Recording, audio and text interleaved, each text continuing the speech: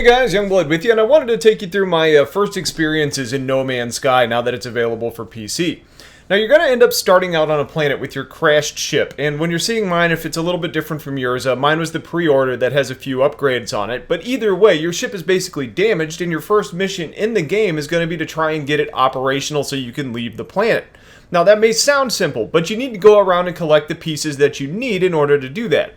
But before we get too far into this, the overall feel of the game is a little weird, but in kind of a fun and unique way.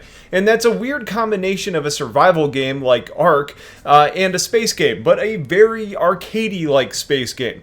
So once you're landed, or I guess once you're actually crash landed, you're going to want to check the area immediately surrounding your wreckage because it'll have goodies for you to help you get going.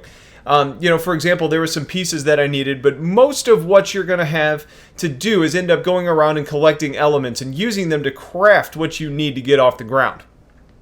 Now, a few things to note, and I'm mostly talking to the PC players out there since I know there is a group of probably PS4 players here too. The game is clearly designed with a console in mind. So weird things like having to press and hold icons with your mouse probably are designed to make sure that you're not accidentally hitting the wrong thing with the controller's less precise movements. So now that you're getting started, you're going to want to open up your inventory, which you can do on PC by using Tab, and then navigate between your tool, your ship, or your suit, all of which are going to show you different components that are going to end up needing to be fixed. Now for your ship, you're going to need to make repairs to your launch thrusters and to your pulse engines, and that's going to take some items like carite sheets that are going to be made from collecting things like iron, or iridium or thamium to charge your pulse engine. Now those make sense, I guess, to kind of make your top priority in finding, but it really is going to end up depending on what type of planet you end up starting on. For me, I got the lucky draw of having to start out on a toxic planet, so I had to keep worrying about healing my protection, so it took a bit longer to get the pieces that I needed.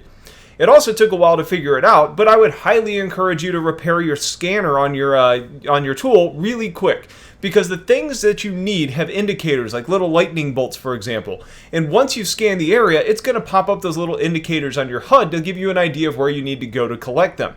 Now, they may not always be exactly what you need, but plants, rocks, animals, they're all going to give you supplies. Now, if you're close enough to your ship, you can actually end up transferring items from your inventory through, I guess, magic, to your ship's inventory, so you can end up keep collecting without having to go back and drop things off. Now, while you're playing, keep an eye on your tool's mining energy, because if it runs out, I'm not sure you'd actually be able to collect the pieces that you need, but I wasn't going to find that out the hard way. Additionally, life support is obviously a really important thing to keep an eye on. Now, you can get some love from plants that are going to end up helping to lower your toxicity or help boost your system's life support. But when you're mining ores, try and take it down to nothing. Basically, make sure it just disappears, because even if it means letting your laser recharge, that's when you're going to see the most collection. Also, try and keep an eye out for knowledge stones. They look like big cylinders because they're going to help you learn the language of the aliens that live in the sector, because it's going to help you with your reputation there later, which is going to help you trade and buy ships later on. Now, some things you're going to want to keep an eye out for, they're going to be things like drops. So they're just like little crates on the ground from who knows what, maybe previous alien explorers. And you can find things like construction plans or parts or stones, and you can really expedite your progress there if you find a good box.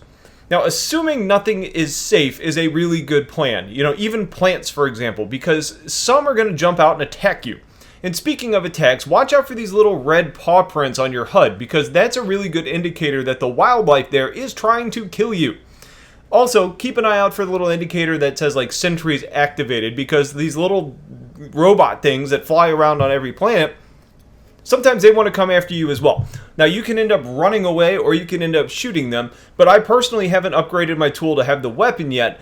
But that'll be a big help, because right now I feel like I'm stuck with the melee option or just to run away. And some of these creatures are kind of scary. Some of them are also kind of funny, like this tiny little miniature T-Rex thing that looked like it would come up to my knee.